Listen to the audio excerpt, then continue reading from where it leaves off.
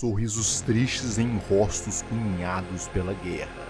Até os mais puros símbolos de esperança e amor carregam agora cicatrizes eternas, gravadas por um conflito que transcendeu qualquer planejamento humano. A guerra, outrora calculada em mapas e estratégias, ganhou vida própria. Um monstro que se alimentou de dias de ódio e sangrou sobre a aridez do Iraque, deixando para trás não apenas terra arrasada, mas almas marcadas a fogo, pertencessem esses espíritos a soldados ou àqueles que os amavam.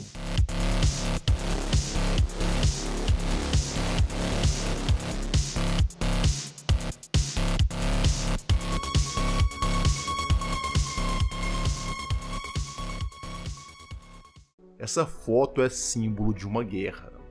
Quando viralizou na internet, muitos pensaram que fosse falsa, uma mera montagem. A tristeza nos olhares é tão densa que amarga um pouco a esperança da vida. Esse homem é Tyler Zegel, um norte-americano nascido em Peoria, no estado de Illinois, em 1982. Cresceu em um lar simples com os irmãos Jeffrey e Rebecca. O pai era construtor, a mãe garçonete. Sua infância não difere da de muitos americanos. Começou a namorar cedo na escola Renee Klein, 3 anos mais nova, mas por quem se apaixonou naqueles anos. Tyler tinha planos bem definidos para seu futuro. Após sair da escola, alistou-se no Corpo de Fuzileiros Navais dos Estados Unidos. Era seu momento de cumprir o dever com seu país. O ataque de 11 de setembro ainda estava em sua mente e fortificou seu coração com um sentimento de dever para com seu país. O treinamento acabou em 2003, sendo seguido pela tensão sobre seu destino em uma época conturbada para os militares dos Estados Unidos. Era o ano em que começava a Operação Liberdade do Iraque, quando George W. Bush foi à TV para anunciar que Saddam Hussein, na época um dos grandes vilões eleitos pela mídia, agora tinha armas de destruição em massa e precisava ser parado. Saddam já não ocupava tanto as manchetes como na década de 1990, quando houve a Operação Tempestade do Deserto, devido à ideia tresloucada de invadir o Kuwait e retirar fontes preciosas de petróleo dos americanos. Agora, nos anos 2000, o foco estava em Osama Bin Laden, com total razão, depois do ocorrido em 11 de setembro de 2001. Mas, diferente de Bin Laden, todos sabiam onde Saddam estava e ele compartilhava com Osama razões muito boas para ser odiado.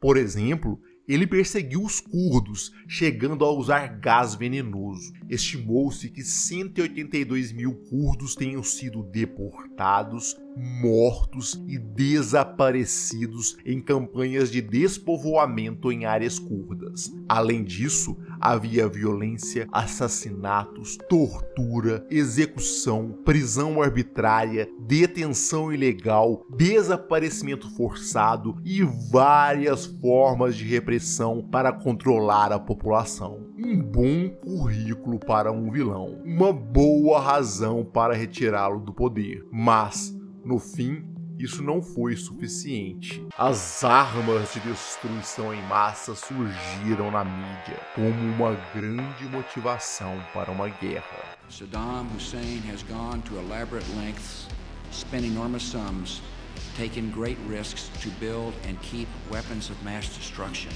Saddam Hussein is determined to get his hands on a nuclear bomb. Nuclear weapon. Nuclear weapon. Nuclear weapon. Active chemical munitions bunkers, mobile production facilities. We know he's got chemical weapons. He's got them. He's got them. He's got them. Os norte-americanos começaram a se preparar.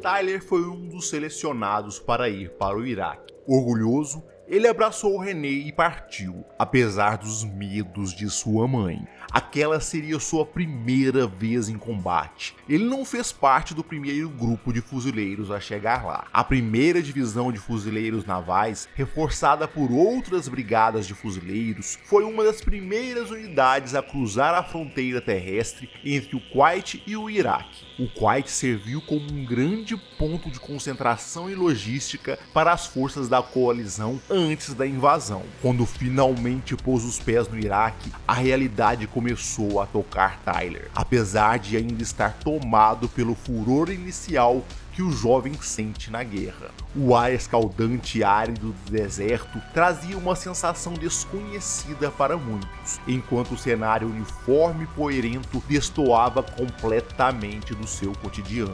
O odor persistente de poeira, combustível e, ocasionalmente, de detritos ou esgoto impregnava o ambiente, mas a vitória estava em seu sangue. Os Estados Unidos estavam esmagando as forças iraquianas. Enquanto isso, civis choravam vendo o desastre da democracia chegando ao seu país. Corpos se espalhavam por tantos lugares quanto a violência da guerra podia alcançar.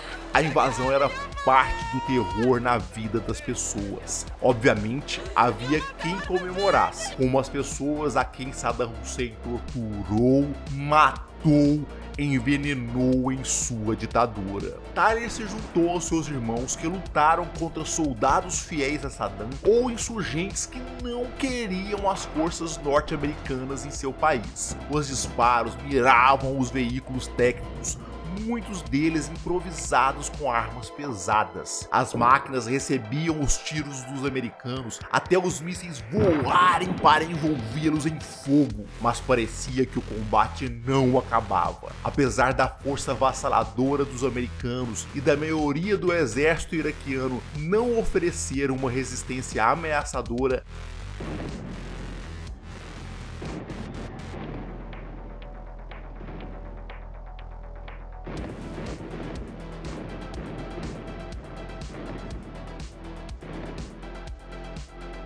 os rifles precisaram funcionar em sua plenitude.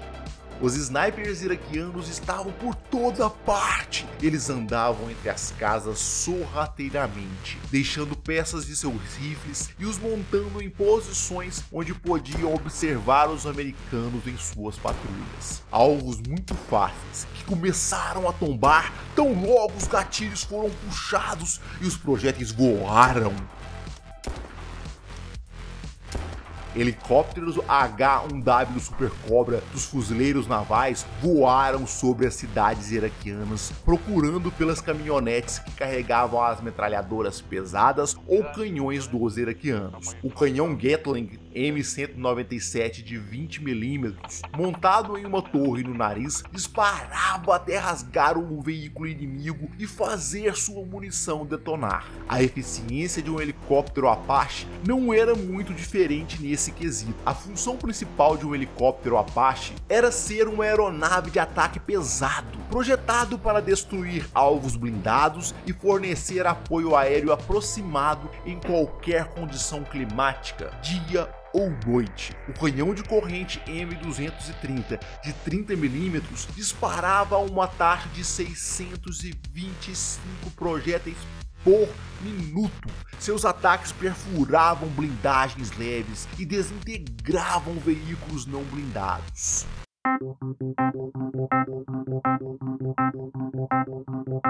A guerra não era fácil. Quando voltou de sua primeira ida ao Iraque, Tyler tinha marcas na alma, mas o corpo ainda estava inteiro. Foi recebido por René com a paixão que a juventude proporciona. Era um tempo em que o horror do Iraque ainda não tinha tirado dele a esperança. Noivos, eles prometeram se casar assim que Tyler voltasse de sua segunda ida ao Iraque. Ele embarcou com grandes planos, ouviu as brincadeiras dos amigos sobre o casamento e divertiu-se na base ouvindo sobre o destino de um homem casado. Ele estava na base aérea de Al-Assad, na parte oeste do país, a segunda maior base da época. Agora, o Iraque, em 2004, era outro. As feridas pelas quais o país sangrara haviam supurado. Os americanos não fizeram muito para tratá-las. Ali nasceu um veneno que começou a tornar a nação cada vez mais moribunda. Os insurgentes cresceram, insatisfeitos com o que os americanos haviam feito em seu país. Muitos já haviam sido alimentados pela propaganda contra os Estados Unidos por anos, mas agora presenciaram na carne algumas verdades sobre a tal democracia que traziam de presente. A democracia elevada parecia ser mais uma condição de levar urnas de votação para os americanos votarem em bases militares no estrangeiro em seus próprios presidentes. Da insatisfação e do ódio, alguns souberam fazer ótimas colheitas. Homens de coração obscuro, com a maldade agregada à alma, que dariam forma mais tarde a grupos conhecidos como o Estado Islâmico. Homens colocaram morteiros nas ruas, juntando-se aos insurgentes depois de usarem armas que sobraram do exército iraquiano ou foram contrabandeadas de outras regiões do Oriente Médio. Era uma luta em que os números e a surpresa, criando inimigos por toda parte, tentavam equilibrar a superioridade bélica dos norte-americanos. Os iraquianos lançaram seus foguetes e morteiros contra as tropas, mantendo as ruas como um campo de batalha. Seus RPGs espalharam poeira enquanto eram disparados por detrás dos muros.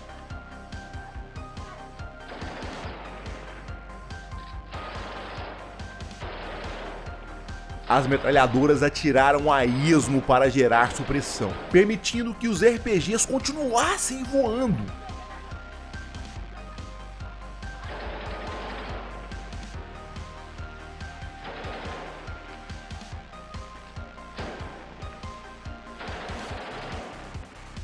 Tanques como o Abrams ou blindados de transporte como o Bradley sofreram com esses disparos. Os americanos respondiam com o que tinham.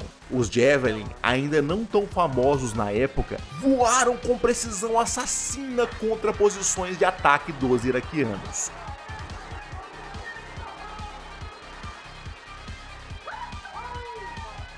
Os postos de combate precisavam ser defendidos contra ameaças que surgiam sem aviso. Por mais que os norte-americanos tentassem coletar informações, os diversos grupos armados conseguiam se movimentar e atacar suas bases de diversos pontos. Eles podiam estar seguros lá dentro, mas bastavam algumas distrações para que os iraquianos causassem algumas mortes e destruição suficientes para servir como propaganda para a insurgência. Os explosivos americanos voaram contra as bases dos iraquianos. Só depois os soldados entraram na casa fortificada.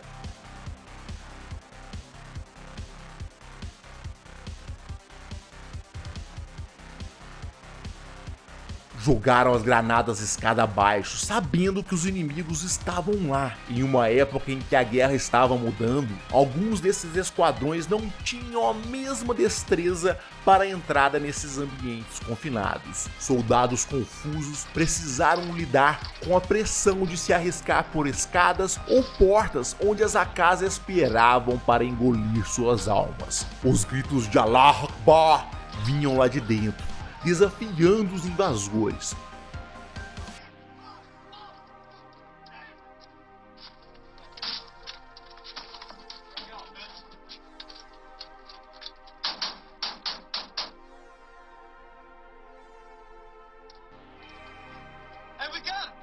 Foi com custo que o esquadrão finalmente conseguiu entrar, muitas vezes com procedimentos que não estavam tão adequados aos manuais. Os rifles apontaram para os aposentos, tentando cobrir todos os lados de onde os ataques poderiam vir. Um RPG abandonado na parede mostrava que os inimigos estiveram por ali, mas conseguiram escapar. Os soldados precisaram seguir os inimigos até a próxima casa onde se esconderam. Dessa vez não se arriscaram na entrada. Os disparos do Bradley acabaram de vez com a casa e com qualquer um que ainda estivesse escondido lá dentro. O canhão de 25mm era excelente para penetrar e destruir paredes de tijolos ou blocos, independentemente da espessura. Os projéteis de alto explosivo causaram um grande número de estilhaços, o que foi devastador para o pessoal dentro das estruturas. No fim dos disparos, os soldados entraram para verificar os cadáveres dos inimigos no meio dos destroços.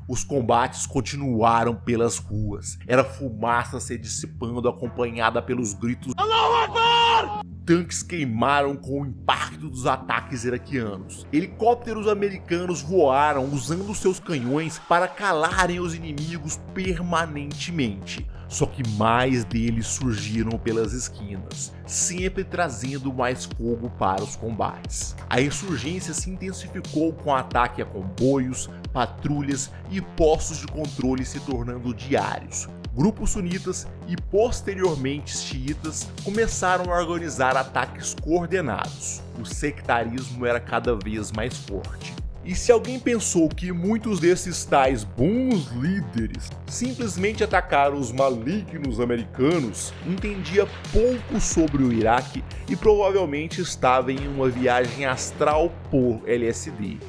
Era um desses iludidos que imagina que os muçulmanos são uma única nação e que a guerra se divide entre bons e maus. Gente com cérebro ingênuo demais ou com a razão assassinada pela ideologia. Uma prova disso ocorreu em março, em Kerbala e Bagdá, durante o feriado xiita de Ashura. O alvo eram justamente os seguidores dessa vertente do Islã. 9 explosões devastadoras sacudiram Karbala, rasgando o silêncio com estrondo de morteiros, granadas e foguetes, ceifando mais de 100 vidas. Enquanto o sangue ainda escorria pelas ruas, 3 detonações próximas ao santuário de Kadimia, em Bagdá, acrescentaram mais 58 mortes ao massacre. Os ataques não foram apenas explosões cegas, foram uma carnificina meticulosamente planejada. Os Estados Unidos, de certo modo, até tentaram intervir. Havia patrulhas pelas cidades. Tyler estava em uma delas. Em dezembro daquele ano, passaram por Al-Qaim sob os olhares desconfiados dos iraquianos. Mas correu tudo bem. O comboio terminou a patrulha e iniciou o retorno para a base.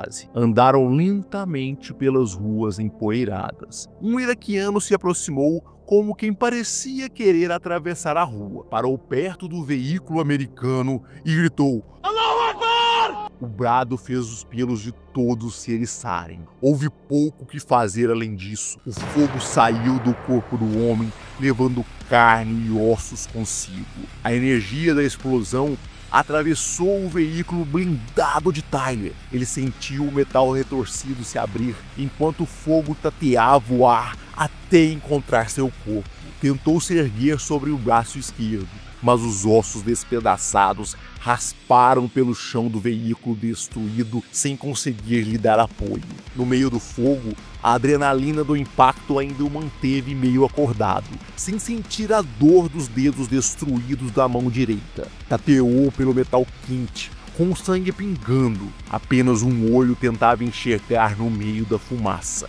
A mente estava confusa. Passou a mão pela cabeça e os dedos afundaram em um espaço vazio, depois que quase agarraram os pedaços de estilhaços grudados no crânio. Não conseguia nem chorar de dor quando sentiu ser puxado de dentro das chamas. A razão de não chorar nem era a adrenalina, mas o fato de o fogo da guerra ter devorado seus dutos lacrimais. O homem que o puxou caiu sentado, cansado do esforço. Tyler não sentia o cheiro da fumaça. Mexeu a cabeça, raspando os restos de sua orelha pela rua de terra. E depois o mundo se fez escuridão.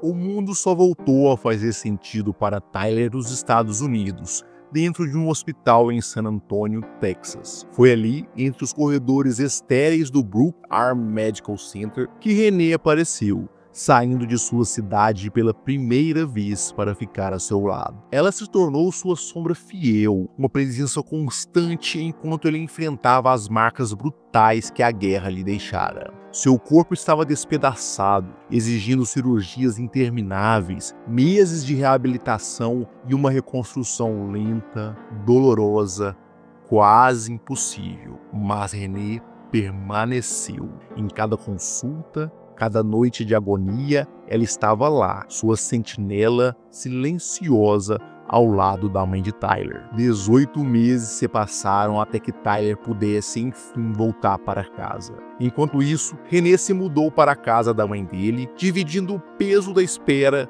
transformando a angústia em rotina. O retorno não foi apenas uma viagem, foi um renascimento. Ele, o soldado mutilado que sobrevivera ao inferno. Ela, a força tranquila que nunca fraquejara. Juntos haviam atravessado o abismo e emergido do outro lado. Marcados sim, mas ainda inteiros onde o mais importava. Tinham 21 e 24 anos quando decidiram se casar. A cerimônia foi marcante. Era 7 de outubro de 2006 e as pessoas diziam que aquilo era a vitória do amor.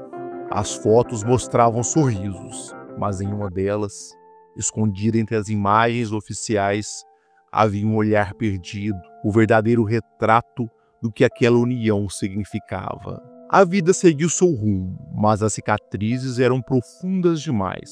O peso de estar ao lado de um herói levou René ao casamento, talvez pressionada por ter que demonstrar o amor para um homem devastado pela guerra. Mas o que veio como peso afundou o que era amor. Menos de um ano depois estavam separados. As fotografias continuaram penduradas nas paredes, mas os sorrisos congelados no tempo já não refletiam a dor que carregavam. Tyler seguiu em frente, sua própria existência é uma prova viva do que a guerra é capaz de fazer. Nunca falou abertamente se via como um produto da máquina militar, mas sua imagem foi usada como herói, como símbolo de resiliência, como justificativa para que outros seguissem o mesmo caminho. Nessa época, Tyler assistiu a seu irmão ir para o Iraque e ser comandado justamente pelo homem que o tirou de dentro do veículo em chamas. As palavras que tinham para ele eram que esperava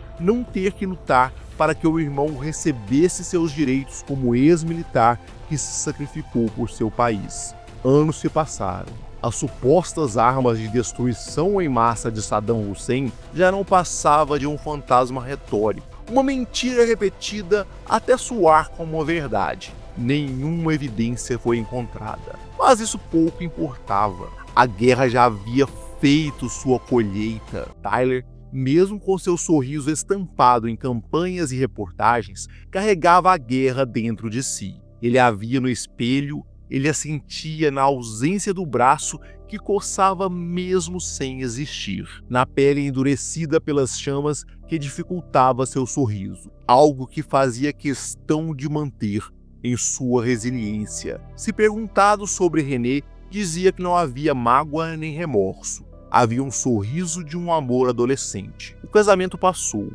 Sua companhia era outra, infelizmente.